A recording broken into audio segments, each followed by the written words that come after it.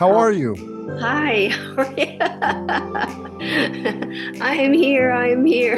Yeah, yeah, that's awesome. I think you're right. I think there's so much details, and I think that sometimes we do flip through it fast, especially if you're reading and you're excited about the book. You pick up the book and you're ready to read and get into the story.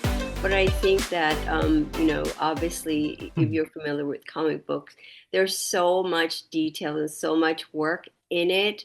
And we, of course, who work on it would love for you to go back even if it's after you've read the story, take your time and appreciate the art because I don't know how you cannot look at it. It's there's so much. I mean, how do you just look at it just once?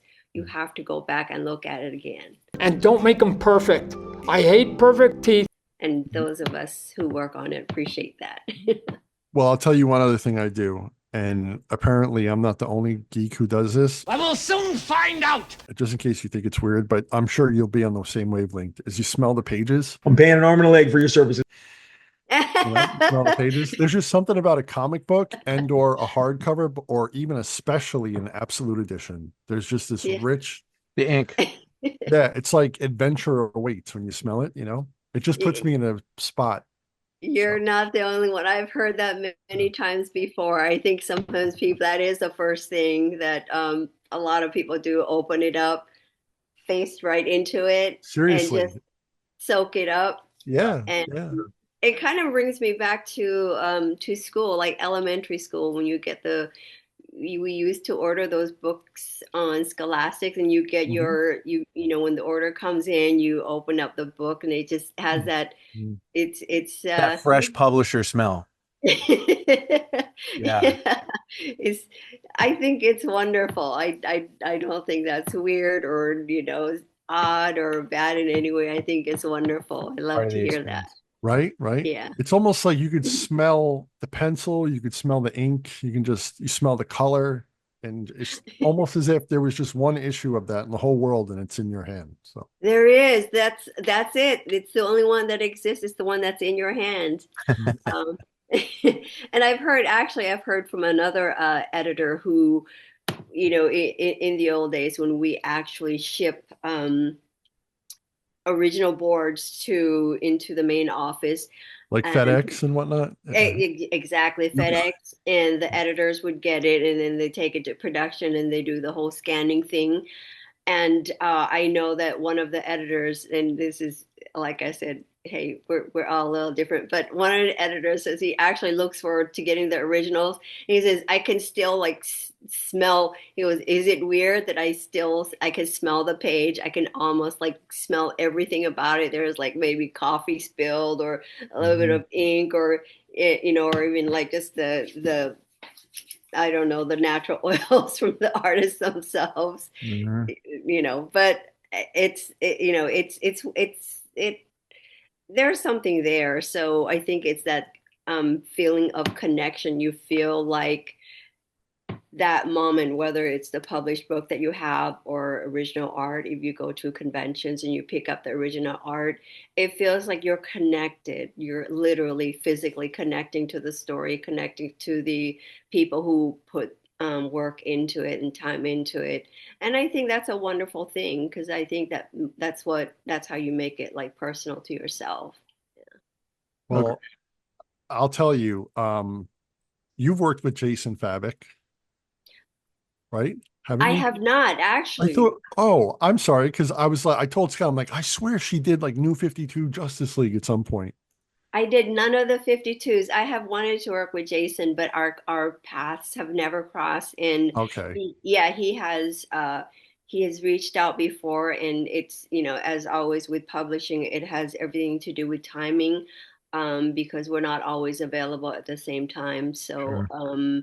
but yeah, and things, happen so fast, and projects go by so fast. So sometimes we don't, we there's so many people that you would love to work with but just really haven't had the chance to. Well, his thank you. I appreciate that. If I had an original board of Jason's and like my finger smudged the pencil, I would probably not wash my finger. Like I'd put Oh. it. That's great. Yeah, I have a huge hetero man crush on Jason. Oh, And man crush is fine. thank you, thank you. And I literally stalked him for like a year and a half on Twitter. Yeah. Then he finally came on the show.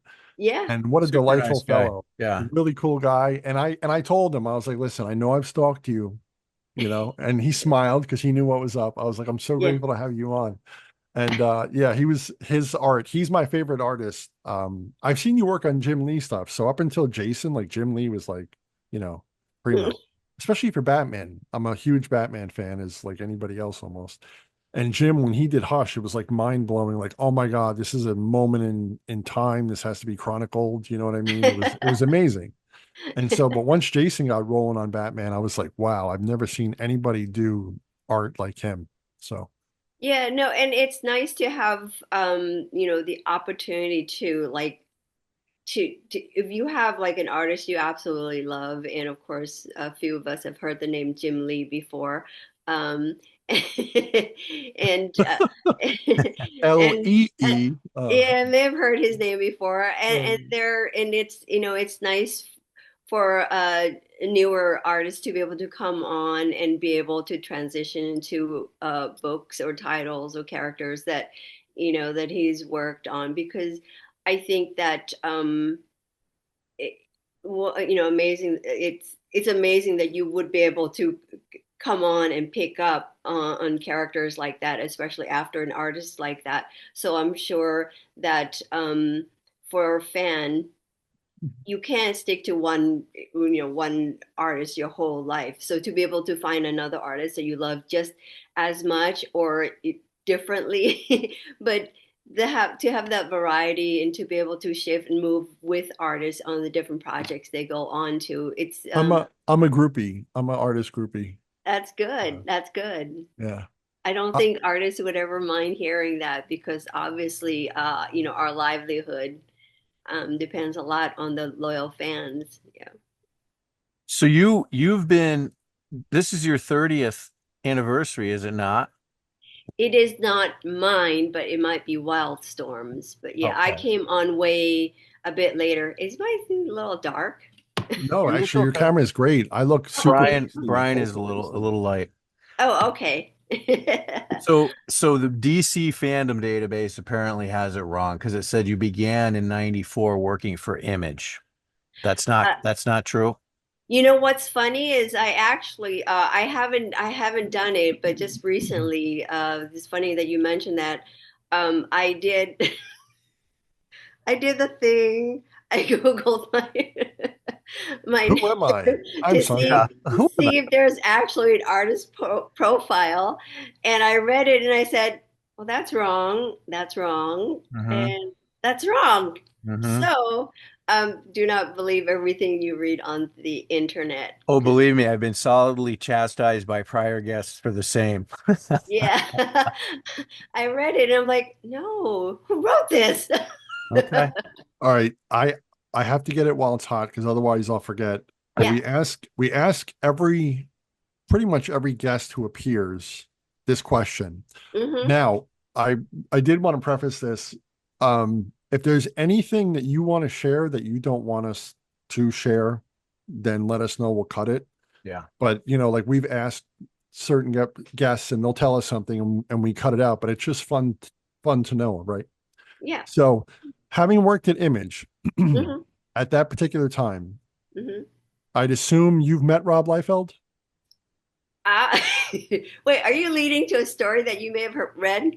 No, No, no, not at no. all. Hmm. Because normally I ask the question, the guest answers. There's usually a little giggle with it because everybody has a Rob Liefeld story. He's And just then, such, he's such kind of a polarizing personality. So but but it's a the but fun the question. specific reason, Sandra, is that Scott and I are huge fans of his podcast. Uh-huh. And I met him at New York Comic Con, and he's just, I don't know, like I was telling Scott, I was like, every artist is usually self-deprecating in some way, but Rob is never self-deprecating on his podcast. You know what I mean? So Uh-huh. it's just funny. Like he's just a funny person and a funny personality. So it's always like, have you met Rob Liefeld? working at Image, I assume you have. So please share something cool if you don't mind. Okay, that's funny. Everyone giggles with a story. I do have a story. I do have a Rob Liefeld story. But let us know if it's a story you don't want us to share. We'll cut it out. Like Philip No, Kennedy Johnson shared one. yeah, no, I don't mind sharing it, Okay. because like I said, I think it's actually kind of funny. Like I said, I'm not an original Image, crew, so I came in a little bit later. I started uh, assisting Trevor Scott, Sal Regula, and Alex Garner. About So what year was that roughly? that was probably around 96, Okay. 96, 97. So I started assisting, and time flies. It's crazy because I feel like it was just yesterday. But so I started assisting those guys. So before I even got that job, it was just I like I said, it's no mystery. I don't think at this point that I know very little, very almost nothing about comics, and I got into it by accident. So I'm at San Diego Con with a bunch of friends who were artists and who were trying to get into, any way, shape, or form, get into one of the Image studios. So I didn't know anything. So they said, okay, you know what? Here, you're going to be there with us. Uh, do some samples. We'll teach you how to ink. It's the easiest thing in the world. And and they said just to show samples, just so you have something to do, and also because they're all guys, they said, and we would love to see how editors would speak to female, aspiring artists, because the editors are, we're known to be very honest and very straightforward, and not sugarcoating anything. So for them, it was Brutal, kind of we've an heard. Yeah. experiment to Mhm. see how editors would respond to my samples, and they weren't great. So anyhow, I had a little sample packet with maybe three or four, samples that I had inked, and I'm walking around, and this is like, it was probably 90, 95, 96. I'm walking around with these samples, and I'm giving them to anyone who my friends were saying that someone give it to that person, that someone give it to that person. So I'm just going up to everyone at Image. Anyone who, or any editor that's at the desk doing reviews. So I walked by Jim Lee's lines absolutely long, and there was and they're like, oh, there's Extreme Studios. There, Rob happened to be there with a couple other guys, a few guys, and he was sitting there just flipping through comic books, and there weren't too many people at the table. So they said, just go there and give him your samples and see if he'll look at it and see what he says. So I did. So I'm like, okay. So I walked up to the table. I said hi, introduced myself, and I have like a small sample. It has my information on it. If you have time, would you please look at it, or now or later. And Rob never looked up from his comic book. He sat there and he just looked at his book, just flipping through, like no one was even there. So I'm like, okay, he's playing. It's cool. That's fine. I can respect that. And next to him were, like I said, I honestly don't know who's who. So next to him were a couple of guys, and the guy next to him spoke to me, said, Rob's not looking at samples right now, so he's not taking any sample. I said, okay, that's fine. I said, can I, and of course I'm standing right in front of Rob, I mean, like right there. So And so like so you're right in front of him, and it's like the guy is talking for him, even though he can easily talk for himself. Now that you brought the exciting part of the story to a screeching halt, do you mind if I get back to it? he's talking. He's not in any way, shape, or form acknowledging my existence. Wow. I got 5 stops to make. So the guy, That's like Tony Stark in the movies, when people are like, it go to was hand kind him of, something, and he's like, yeah. hand it to my assistant. Yeah. Yeah, he didn't even, and Rob didn't even have to turn to him. I don't know what was going on. It was understood, I guess, that this person will speak for him if he didn't feel like speaking.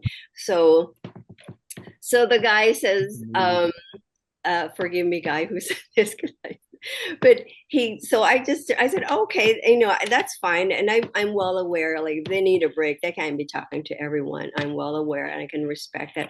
I said, okay, can I just leave the sample? And then if he has time, maybe he can look at it later. And of course, speaking of he who is right in front of me, so he can look at it later if he gets a chance, I would appreciate that. And the guy said, yeah, sure, you can leave it. So I did. So I left it. I said, okay, well, done.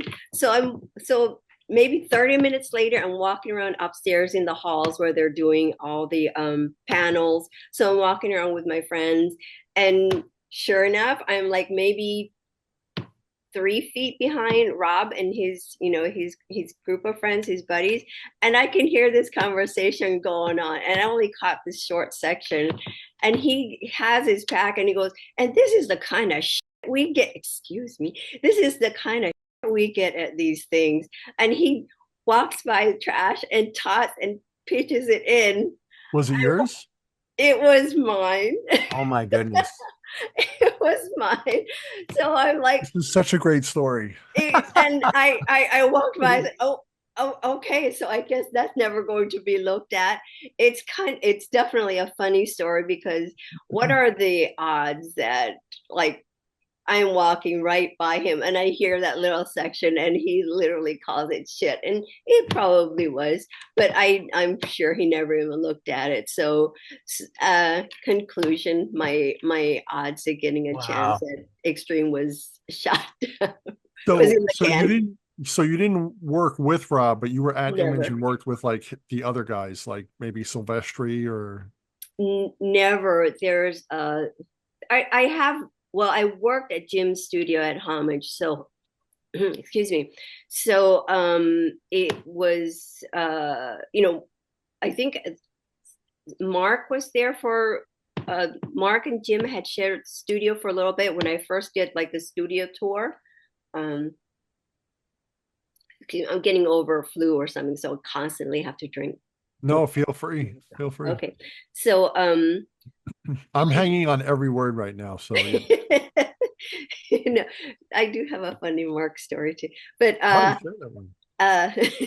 no, but I did see, like, so Mark was there with Jim. They shared the studio at Mira Mesa for a while, and I had that was when I got a call to just take a walk through the studio and just do a little tour. So hold on. So did you give your portfolio, your samples to each guy in Image? Like, how did you get into Image? Like, who called you? The person who called me, was it, I don't remember if it was, this sounds bad, if it was, it may have been Alex. It's Alex Garner. So okay. I gave my samples to Jim, and another funny story. I don't know how many funny stories can we do today. No, please share as many however you want. Because right now you have me captivated. I don't even like. I'm on you right now. Like, this is like food to my ears. So please tell me. Okay, so the same convention, because I only had samples for one convention, and this is the same convention. So after, with that experience with Rob, to be honest, I was doing this just for the benefit of my friends, and I really wasn't looking for a job because I already had a job. So this was just kind of like a fun hobby. And so I have more samples. I had more samples for everyone. So I had one for Jim. Jim's line was insane. So it was at least, we're talking really, really good Image days. So the line had to have been over 2 hours long. Oh boy. I don't know who Jim Lee is. I don't care who Jim Lee is. So I'm standing there looking at this line that looped around, like zigzagged. And I'm way back here going, I am not waiting in line for that guy. I don't know who he is. Right. So I already have a job. Yeah. Yeah. So it was, yeah. Real quick. So we're jumping ahead. Like I do want to ask you like how you came into it, like where were you in life, blah blah blah. But please finish the stories because we could always edit it back and piece it together. But this is fascinating, really. So please. Sure, yeah. So I did on that day. I did give my samples to Jim, and I said I wasn't going to wait in that line. So I said, let's get out of here. There's no way. Jim Lee. Jim Jim Lee. Pichi, yeah, exactly. So I said I wasn't going to wait, but at the time, so we're about to leave, and Jim gets up on his, like I can see him way down there.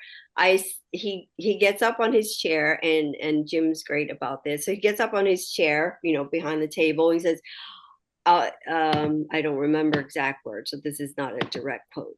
So Right. he said he had to go to the bathroom. He'll be right back. He was like, I really got to go, but wait, I'll be right back. So he's just letting the crowd know that he's just going to be, he's just going to excuse himself for a couple minutes. So he gets out, walks out, down, that whole, like, I guess his side, and starts walking out.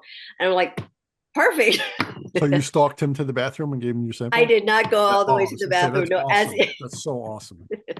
no, as he's walking out, I run up to him. I said, hi, and introduced myself real quick. And I said, hi, Mr. Lee. I just have some samples. If you don't mind, look, take it with you. You can look at it at your leisure, and just see what you think. And all my information is there. I just told him thank you, appreciate it. And he was very kind. He took it and he looked at it, like a quick glance at it, and he looked at me. He goes, Now "Is this this is on the way to the bathroom. on the way to the bathroom? We're Okay. walking together on the way to the bathroom." I Yep. don't even know if I would do that, so I applaud you. I'm pretty bold. That's pretty bold. So I dig Yeah, it. I dig it. definitely. I dig it. I'll So tell he you, like when you have no clue who anyone is, you become you're pretty brave. right. It's just another person. Right, So right. All right. yeah, and I'm being polite. And Yes. by the way, if anyone's listening, don't be stalking people. Don't be following people to the bathroom, please. I Unless you don't want a job in recommend. comics. So Yeah, just respect the space. But I did a quick, hi, who am I? What am I here for? Thank you very much. Appreciate your time. Continue to the bathroom, didn't miss a single step. So yeah, so that's how I got my samples to Jim. So from that point on to the time when he gave it to the guys, I'm not sure what happened, but he didn't throw it away. So There I you didn't go. acknowledge yet, so that I appreciate so that. but was he the one who gave it to somebody that called you and gave you the job, or was it Mark, or like how did that go? So Jim gave it to I think he gave it to the inkers that he had at the studio there. Like I said, it was Sal Regula doing Scott. Backlash with Brett, and then Alex Garner inking Jeff Campbell and Gen 13, and Trevor Scott, who's doing Stormwatch with Scott. No, I almost said Scotty Young, but no, Scott Clark. So these guys were working at the studio, and I think at this time they were doing pretty well. So an assistant wouldn't be bad, and I think that's probably what Jim thought. And I spoke to him about it later, like, why did you even take my sample? Why did you even consider you know having me come over to the studio, which is another fun conversation. But yeah, so he gave it to the inkers at the studio to see if they would be interested in an assistant. And that's how I started. I got the call at I was working at a lab, so I got the call, but I it was quite an awkward call because, like I said, I was not really interested in a job. So when they called, I felt really bad. I said, oh my gosh, I didn't think anyone would even call, first of all, or even look at the samples. So when I got the phone call, I was kind of surprised. And now they called my bluff. So You were operating under false pretenses. I was doing research. I want. Now How at much that how many years went by between, like that handoff of that portfolio to when some point later you're actually inking Jim? Oh, how many years went by? I would say maybe a good 3-4 years. When did Scott need help? I have to go back and look. But from that point, so I assisted. Long story short, I ended up coming to the studio and taking on assisting job on the side, and that pulled me in a little bit more. So I started learning a little bit more about inking or just practicing on my own. And Brett was the first one to give me a chance to really ink. And thank goodness for crazy deadlines and Sal sending in an incomplete page, and they just needed someone to finish inking it. And I was the only one at the studio, so there's a lot to be said for just being there. Yep. So they just needed it done, and Brett said, "Just go ahead and have Sandra do it." So, That's cool. so my first backlash page history right there. Thank you, Sal. Very and cool. Brett. That's so Yeah. cool. But yeah, so it won't be for a while before I started inking Jim. I think I want to say I did the first thing I inked Jim, and my memory is probably way off, was we did Batgirl, Wonder Woman, and Supergirl for Warner Brothers store. I don't know if you guys remember, like Warner Brothers used to have a store. I remember Yeah, that. Yeah. sure. Yeah, at the mall, and they had like the like coolest place. posters. Okay. Yeah, so Jim did a poster, and I think it was a set that he had been working on with Scott. And by the time he did this one, the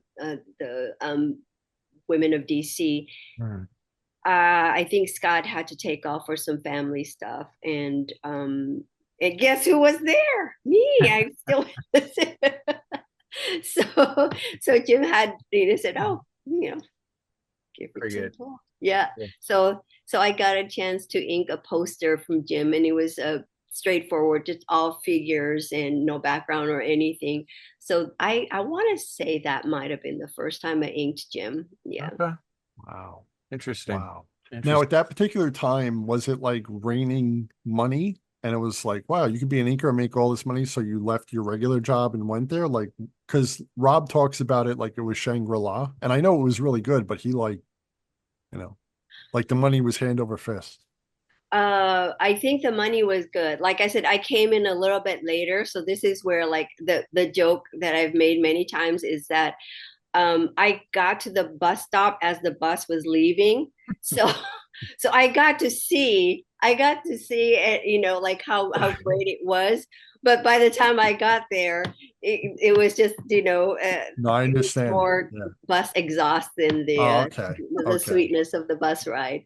But any of the beverages that were left over were warm.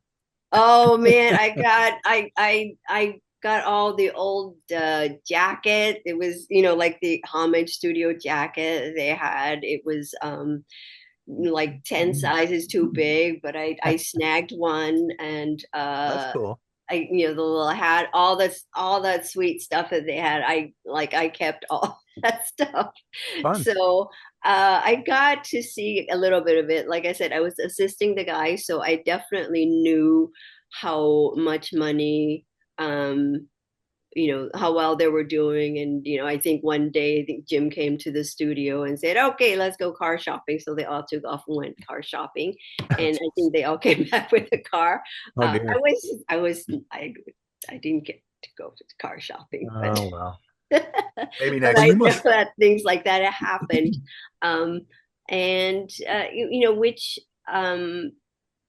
that's not to say that I didn't have a great experience. If anything, I feel like my experience was even longer and bigger than theirs, because that flash was so quick. But I think the time that I spent at the studio and the things that I learned, and because I feel like I was starting from like so far back, I covered a lot of grounds when I was, in my time, in my career. So I don't feel like I was robbing in any way, shape, or form. I think I had a great experience.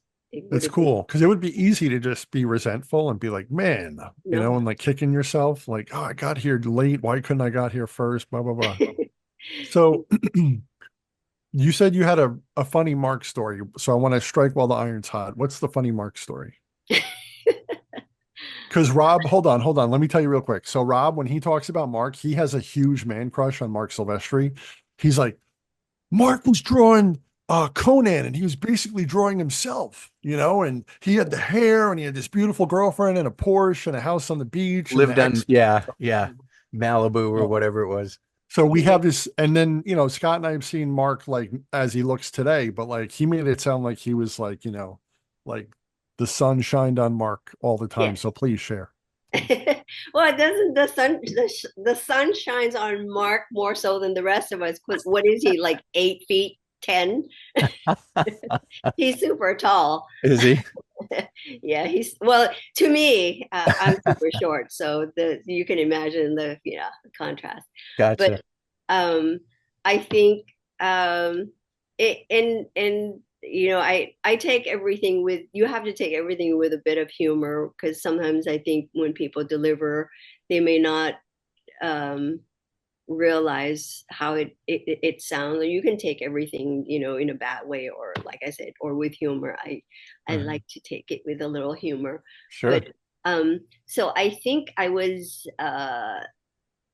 practicing. If I had any time, I would like study what other inkers were doing there. And I don't know what anyone thinks, but there's no one there like training you how to, it wasn't like Scott came in. Scott had his own assistants. So I don't think I really spoke to Scott for years and years and years later.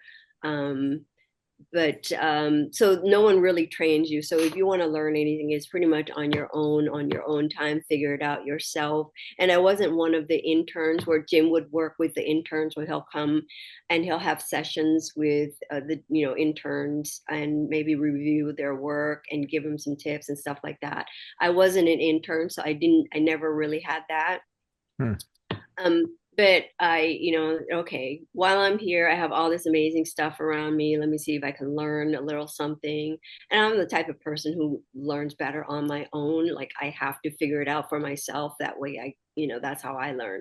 So I'm sitting there, and I think I was at like the front counter, and I'm looking at stuff and I'm practicing or something. And Mark and someone else just walked in the front door and just said hi, and they're aware of who I am. And at this time I was still working at my other job. And so I said, oh, and they're like, oh, what are you up to? I said, oh, I'm just practicing. And they're like, oh, cool, great. As well, you never know. It's like, keep practicing. You might need to ink at the lab or something like that. Or which, I felt like, oh, so I'm never gonna get a job here. But it was just, kind of like fun. I was like, oh, yep, keep practicing. You never know when you're gonna need to ink at the lab. Right. So I said, okay. So What am I doing? Is that the story? that's one story. But I mean, he laughed it off. He thought it was kind of a silly, funny joke because I Yeah. was still, working at my job. But it was I just felt like, well, that's kind of a subtle way of saying, to me. Many my dad would say when I got older, and I understand it now, he'd say many a truth is said in jest, so pay attention. Mhm, So like, yeah, I could totally understand. Like, oh my God, he's exactly. telling me I'm never Yeah. gonna work here. Yeah. He was a little more subtle than Robbie. He was a little more subtle, and he didn't I didn't sense like any kind of like a mean or cruel, like I said, I don't think Well, I he's got a think great smile too. He could like, if you he took didn't do offense, that. his smile would like disarm you. Yeah. Yeah. Yeah. Yes. But I think that and like you said, there's a little truth in everything, even jokes. Some of the funniest jokes are funny because they're true. And like I said, I looking back now, like I don't think we're really aware of how good or how bad we really are. Like, someone has said before, like, you look at your work now, um, you're not as good as you think you are. Right. Also, look at your work now, you're not as bad as you think you are. Yeah. So both things are true. And I like to like it never bothers me when if someone has like a critique or has comments about my work.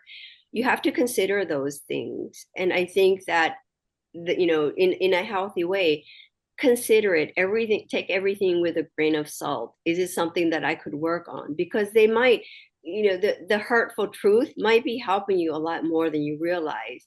And like the compliments that people just keep, like maybe wrapping you up with warm, wonderful, comfortable words, those things may not help you grow, because maybe you become too relaxed and you think, I'm good. But you have to consider everything with a grain of salt and with a little bit of humor. And I knew, I mean, definitely there was a lot for me to work on. I had quite a ways to go, and I still feel that I do. I mean, because I'm still learning, and however long you do something, I think there's still so much to learn. So I don't take in any way, but I yeah, agree 100% with everything you said.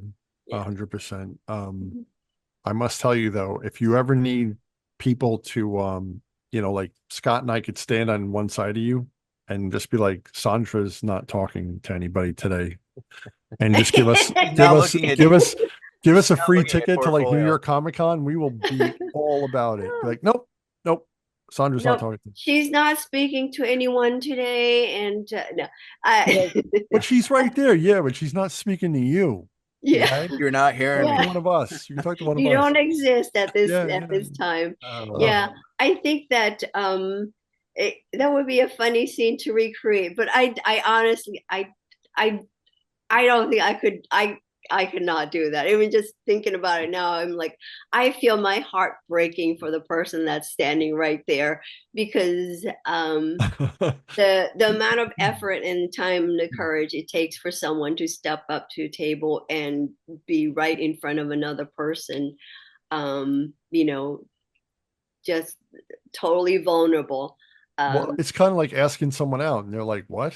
And you're like, yeah. oh, I misread the tea leaves, but you're in the moment. You're like, abandoned ship, abandoned ship. So There's no bet. Yeah. yeah, yeah, But yeah. I think it's all I think it's all great experience, and it is definitely it leaves you with fun stories to tell. I think some of the worst moments can become some of the most fun stories. And I mean, like I said, I don't take it personally. I could have been anyone else, and I'm sure the samples were not great, but I just thought it was just kind of funny how everything was handled. And I think that Well, you literally just made my night, and with the Rob story, and Scott and I, like we have this weird little thing we'll do sometimes. We might call or text each other out of the blue with some line from a movie or some line from the show. yeah. So it'll be like, hey, you submit that thing to Rob, it's crap, remember? And like, Yeah. so we'll hold on to that and treasure that. So thank you for sharing that. That's You have awesome. to toss it with like great, like just you couldn't be more disgusted with samples. And you have to toss it like it is the worst piece of crap. Yeah, you're like, see, this is the crap we get on this show, Scott. Yes, Like yes. that. This is the crap we get. So You good. know, Can't believe It's it. so it's great. honestly, I still have not met Rob, and even if I do again, I might get the same reception. So, Well, I'll tell you, next time I meet him, I might mention something. When oh, I'm very tall myself, and Scott and I have really come to understand that Rob has a compensation issue, because everything that he draws is like yeah, super big, and he talks about how small he is, right? yeah. So I when I met him at New York Comic Con, I walk over to his table, and like he looks at me and he looks away and he's talking to his assistant, and then he looks at me as I got a little closer, and because the line was over here, Uh-huh. but he didn't start yet, and like I just walked over to say hello. And so he looks at me like with this worry in his eyes, like, who is this large man coming? Is he going to accost me? And Oh, then once I told him, like, hey, Rob, love the podcast, like his whole demeanor changed. He oh, like shook my hand, and he doesn't touch people's hands from what he says because he's afraid of getting wow. sick. Yeah. And he says, like, you can bring him flowers, but don't bring him food. He has Oh, said that on the podcast because he's like, people are weird. They're going to poison me. Yeah. oh.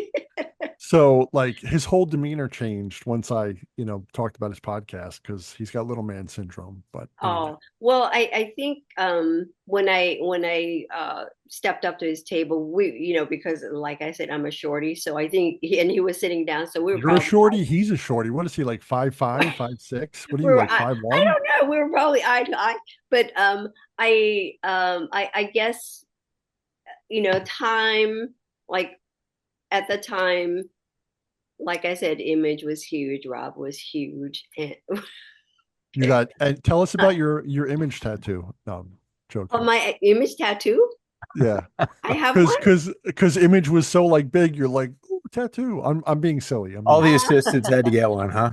Yeah. I do have Image tattoos actually. Wow. And I mean that let's see, I acquired it while I was working at the studio. Do you They're is it in a discreet place or okay. Scar. they're from Nibs. I have one here. I have one in my Oh, I thought you meant like it, real tattoo. I was like, wow, that's it's a dedication. real tattoo. Okay. Yeah. Accidental, but Mhm. yeah, I've poked myself with a nib quite a few times where it has left a mark and a couple marks. So yeah, I do have. Otherwise, I know I'm not very edgy. I don't have any cool, No, that's okay. That's okay. tattoos Us or neither. anything Yeah, Us like neither. that's that. okay. Yeah. Us I neither. But saw I saw your interview with Eric. Is it Canetti? Am I saying it Kinetic. right? Yeah. How did Mhm. he's a that good come? artist. I like his stuff. You know what? And I'm confusing it with a different one.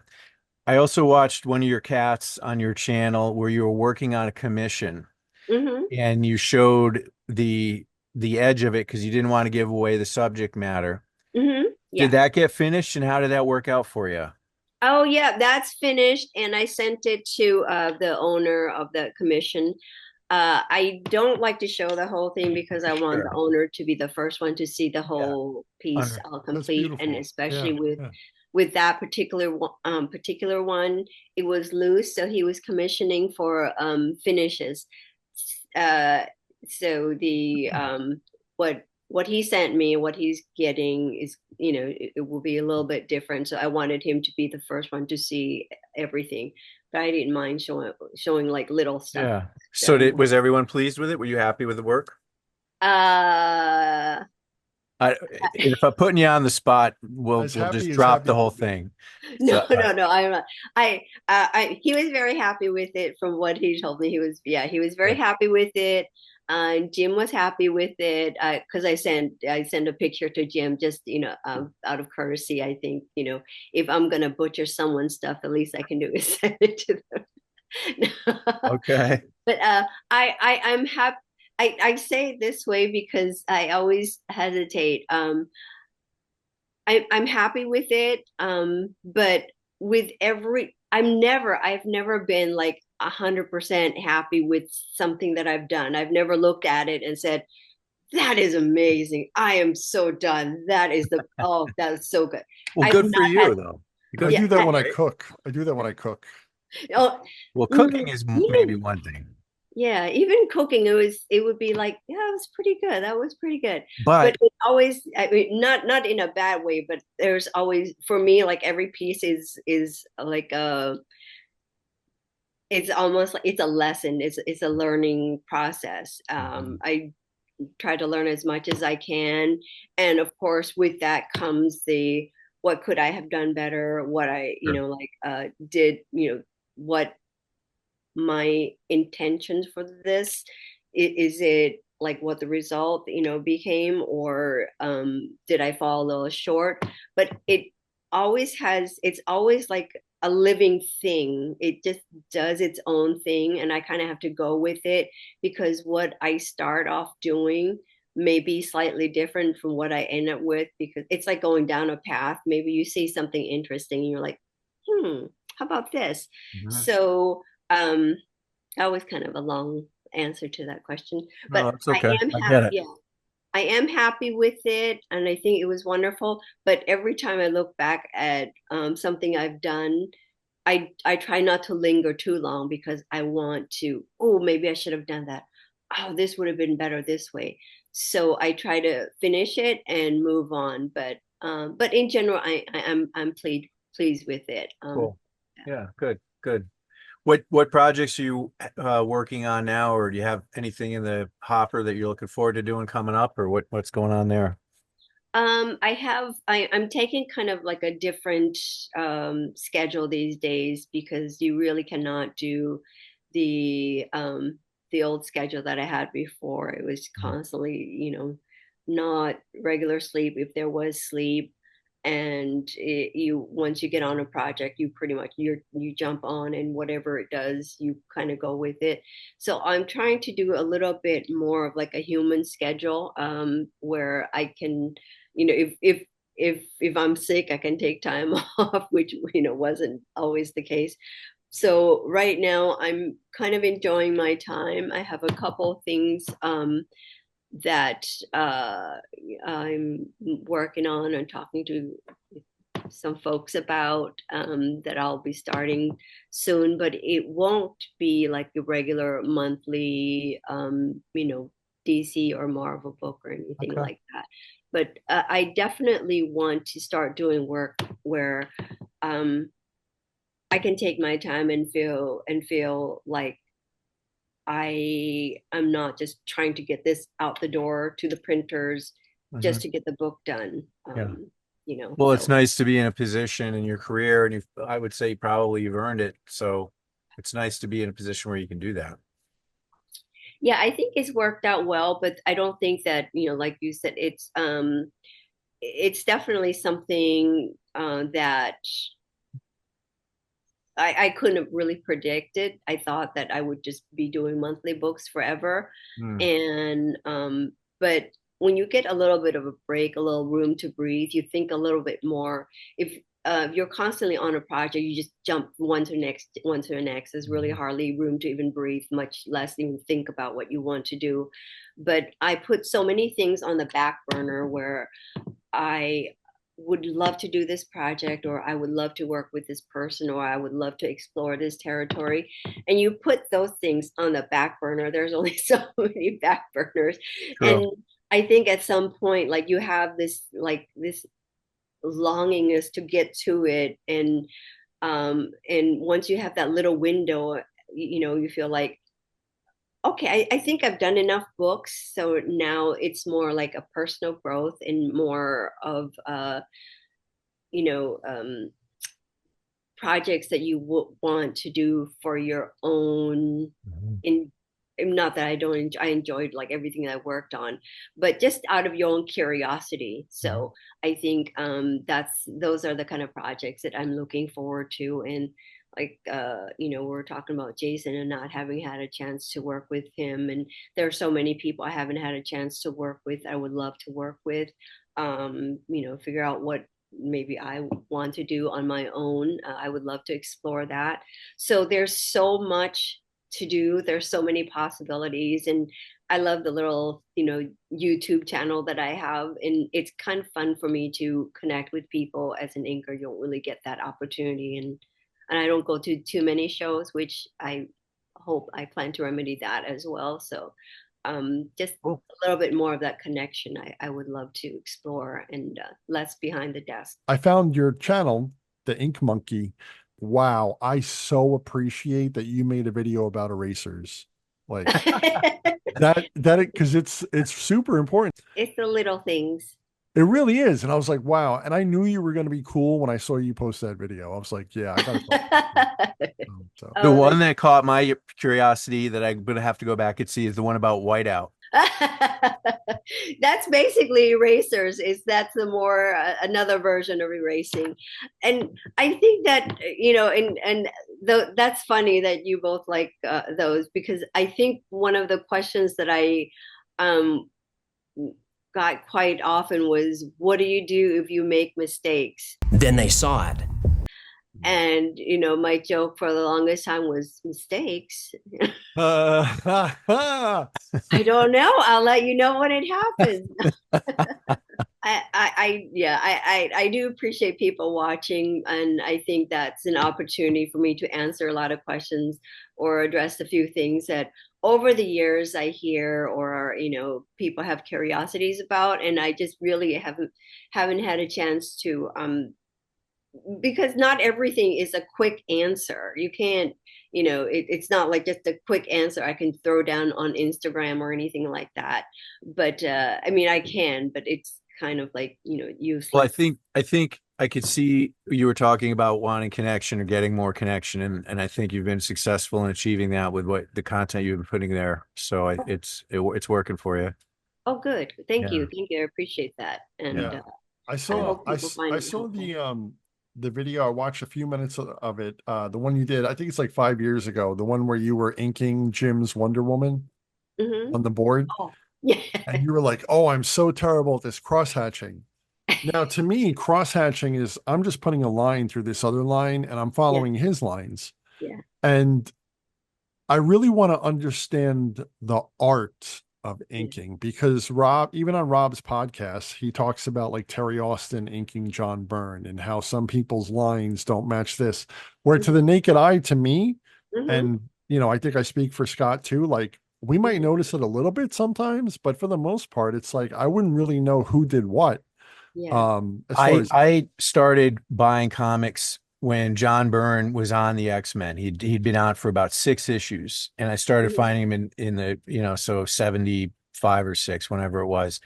And I Hmm. thought John Byrne was amazing, and I didn't understand what Terry Austin did Hmm. for Byrne, and I just thought it was all Byrne, and Byrne was this amazing. And then later they split up, and he Yeah. and John started inking himself, Yeah. and I was like, this is not nearly as good. And I mean, it still was good, but it was Yeah. not good like with Terry Austin doing it.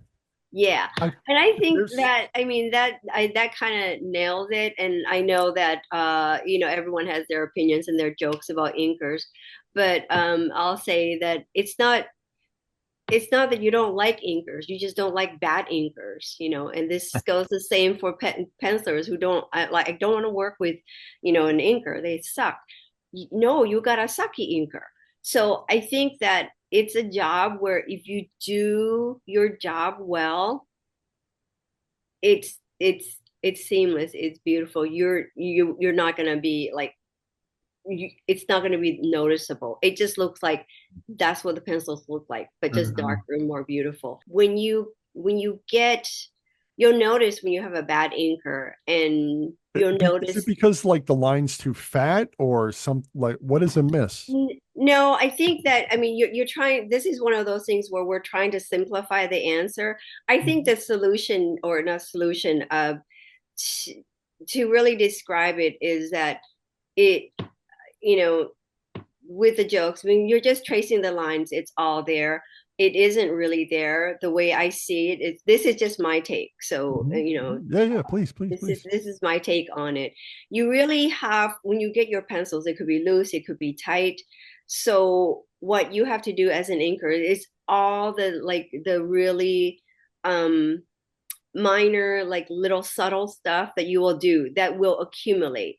So you can take it, like you can take something that's here and you just do a minor thing and it's like slightly off, and it adds up. And if you don't know what you're doing, and I'm just going to trace every line as the pencilers put it down.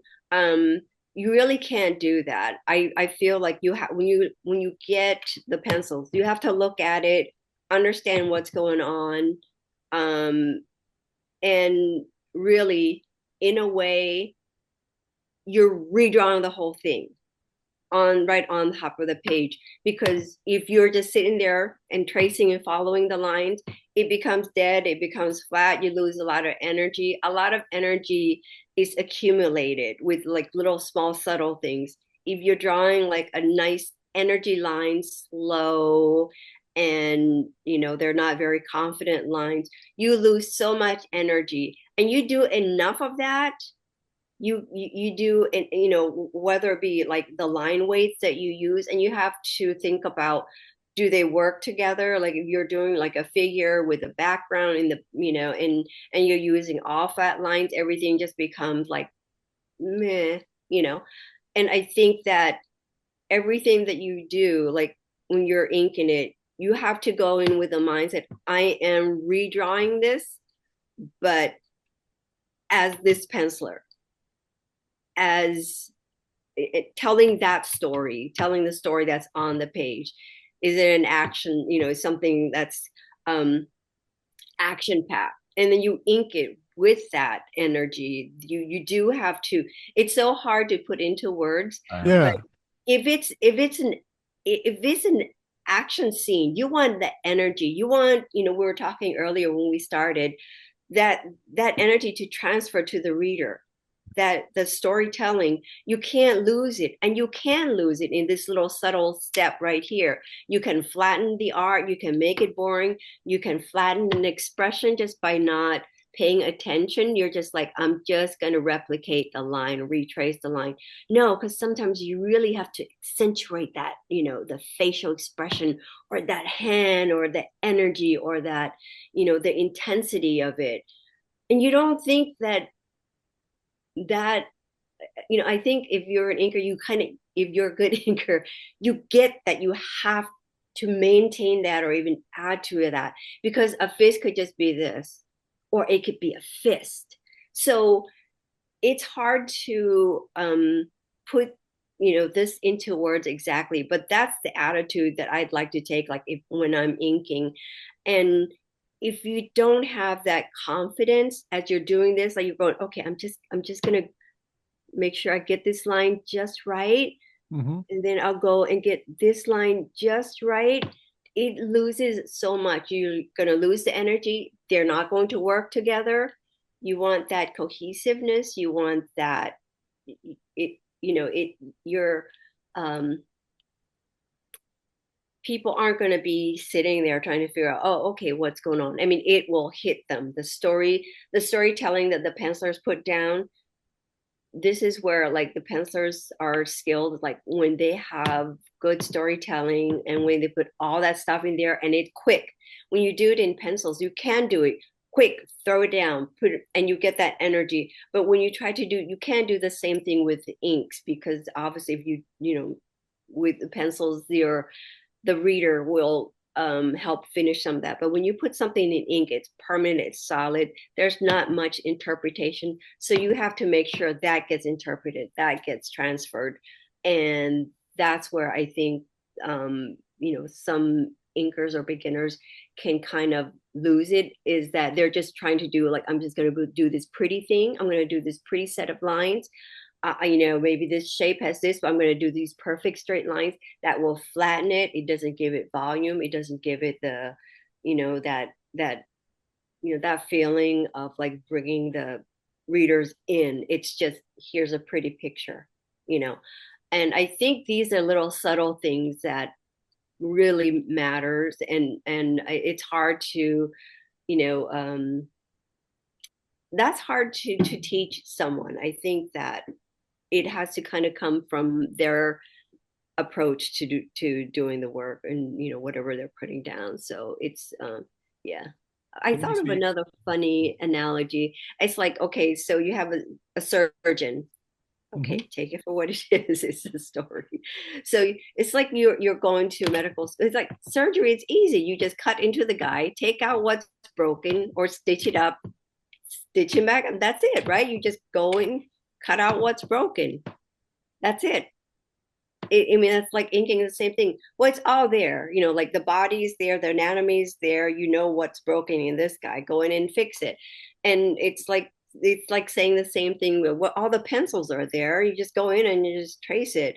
But it's all the little subtle things that it's hard to articulate. And it's the subtle things that comes from intuition and experience and what it is that you're trying to do. Once you go in there, like you still have to figure out like the lines, and maybe you have a whole bunch of sketchy lines. You can't ink every single one of those sketchy No. lines. You have the Maybe, inker has to bring the story out. The yeah. penciler put the story in there, but the inker has to understand what's the best way to grab the story that the artist is telling.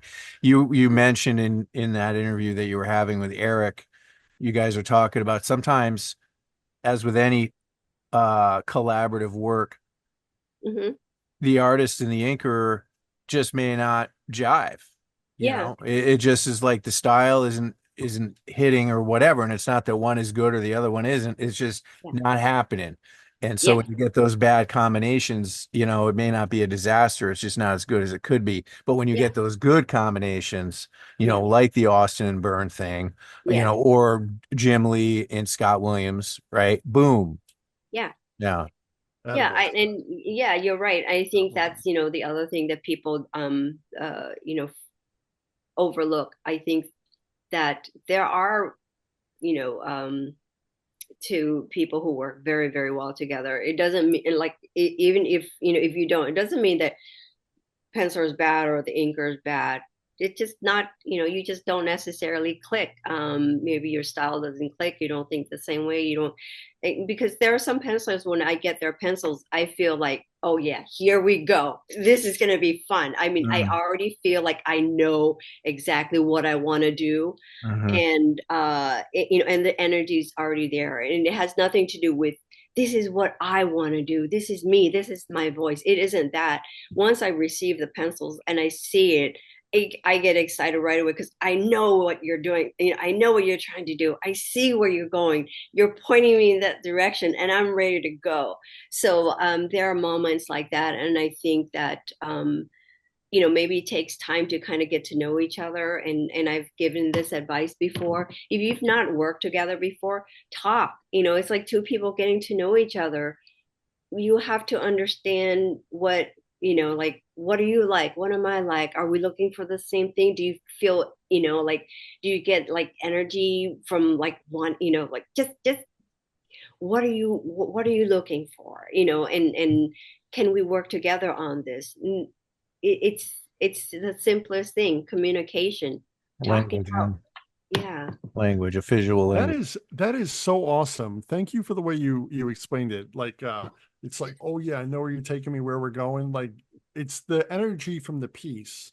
yes, So it almost transposes to you, and then you interpret that in your own way, and then transpose it from your brain, your heart into your pen. What's going on? yeah. And you really, it's almost like, it's when you're in the zone, like you're not thinking about, you're not laboring over every single line. It's just there and you're ready to go. And I think that that's like the best feeling. And I think that if you know if it's too labored, that comes across. Mhm. And it doesn't mean that the work isn't there. I mean, it could take a lot of time, takes a lot of work. But when I say labored, I mean like you're questioning every little line. You're not, you're like, is this way, the way I should go? I'm not feeling that. So every little step is you're is like there's this hesitation, and that comes across. So that's why I say, like, if you get pencils, you have to sit there and you have to really understand what's going on here, what's going on here, what are the what's the penciler trying to say, what's the penciler trying to do, and be familiar, get familiar with that penciler and their style, their language. And I've used the word language before. That will help a lot. And I think that that has to be the first step, is that look at it, understand what's going on, and take a few minutes, and not just like, I'm just going to go in, and the whole tracing joke. If you are a tracer, you might be okay for one or two books, but you might not, that penciler might not want to work with you again because you did not capture what they're trying to get. And editors may not always know. They just think, okay, it's inked, so it's ready to go. And I think that we've lost so much wonderful, beautiful art, and the potential of amazing art. I love originals, so I think that that has a great value. So if you kind of kill it and you kill the originals, it feels like such a heartbreak to me.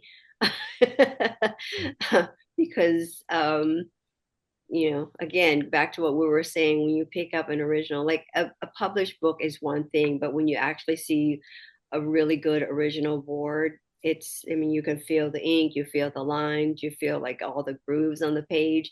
I think that, that's treasure. I think I That's yeah. beautiful. That's treasure. That's so well put. That's so well put. I'm really getting like it's an emotional exchange, the energy and the emotion. And as you're talking, I'm thinking of like, because I really enjoy cooking, and there's times where I cook things and my friends will be like, wow, this tastes so good. And I'd be like, well, I know it tastes good because I put so much love into it. Love Like it. it Yeah. was something that I enjoyed doing. It wasn't a labor to make dinner for 10 Yeah. people. You know what I mean? Yeah. And then at the same time, I can envision it. I haven't had this yet, but as you're saying about the transfer of like it could be a good ink or a bad inker, it's Mm. like if I shared a recipe that was beloved to me that that I cook and everybody loves it, and Mhm. then I give it to you and I tell you how to make it, and then it comes out like what happened.